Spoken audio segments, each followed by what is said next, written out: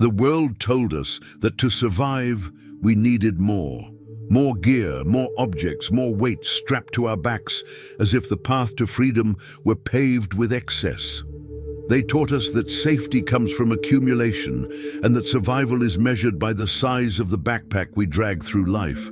But the truth is simpler, sharper, more uncomfortable. The things they told us we need have only made us heavier.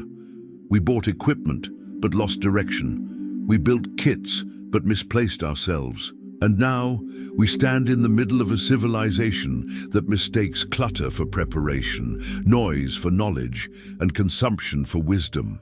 Survival was never about owning more things. It was always about remembering who you are beneath the avalanche of distractions. We walk through a world obsessed with gear lists, emergency checklists, and the illusion that preparedness comes wrapped in plastic. But the catastrophe we fear is not out there in the wilderness. It is inside our own minds. The real danger is living a life so stuffed with unnecessary weight that we forget how to breathe. We carry gadgets that promise convenience but cost our clarity. We chase upgrades while our spirits downgrade. We accumulate equipment meant to save us from natural disasters, yet remain defenseless against the storms we create within ourselves. And as society accelerates, as screens devour hours and advertisements devour thought, the truth becomes harder to face. We don't need more tools. We need less noise. They lied when they told us survival was about collecting. They never told us that the real emergency is the emptiness we try to hide under piles of possessions. They warned us about scarcity, but not about excess. They made us fear hunger, but never addiction. Addiction to speed, to distraction, to appearance. They taught us to chase things that sparkle, so we live in a culture where the shelves shine, but the hearts go dark, where we're rich in objects but poor in presence, where the price tags grow, but the soul shrinks. We were trained to survive the wilderness, yet no one trained us to survive the modern world, a world that consumes us long before we consume anything in return. And somewhere along this path, minimalism became more than a lifestyle. It became rebellion. Because to live with less in a society that worships more is an act of quiet revolution. To slow down in a world intoxicated with velocity is a declaration of independence. To choose intention over impulse is an escape from a cage that no one sees, but everyone feels. We begin to understand that the true survival kit is not found in stores or manuals. It lives within us, buried under layers of fear, expectation, and noise. And the deeper we dig, the clearer it becomes. The tools we truly need are not crafted by hands, but shaped by awareness. They weigh nothing, yet carry everything. The first real tool is attention, the ability to be fully here, fully now, instead of lost in the fog of constant stimulation. Attention is the compass we were never given, the one that points us back to ourselves when the world pulls us in 1,000 directions. The second is silence. Not the absence of sound, but the presence of meaning that only arises when the noise fades. Silence is the fire we sit beside when the mind is cold. The third is slowness, the willingness to walk instead of run, breathe instead of race, live instead of perform.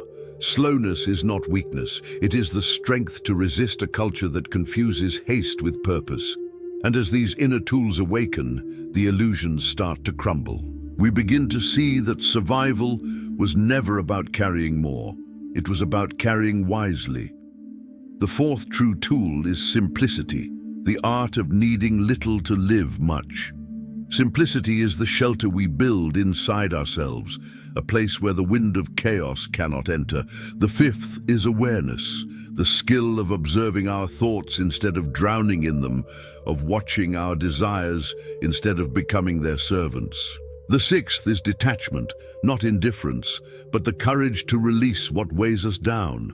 Detachment frees us from the invisible chains we forged with our own hands, the objects we cling to, the expectations we surrender to, the identities we defend even when they no longer fit.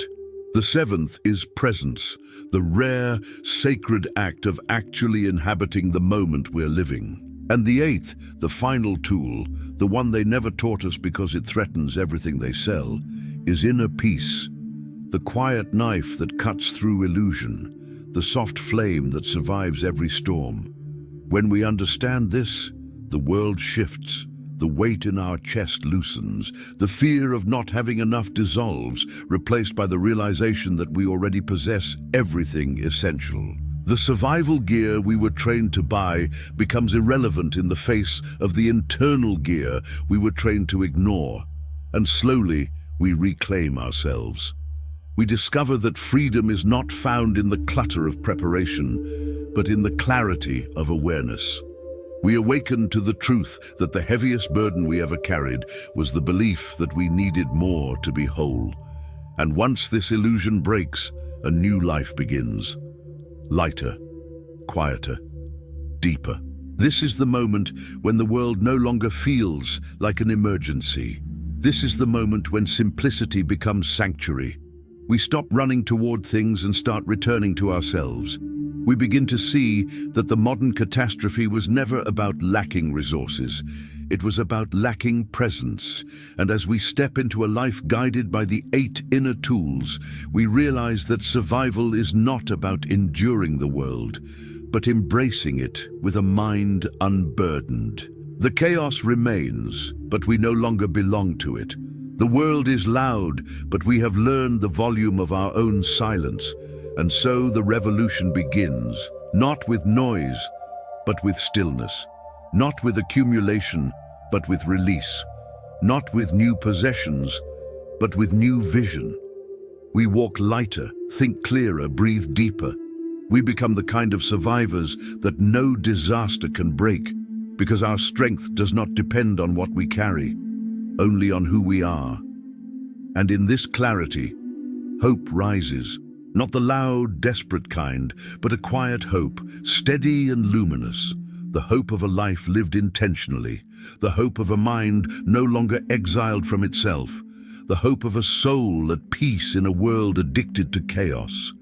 This is the truth they never sold us, but that we must reclaim. The greatest survival kit is the one we build within.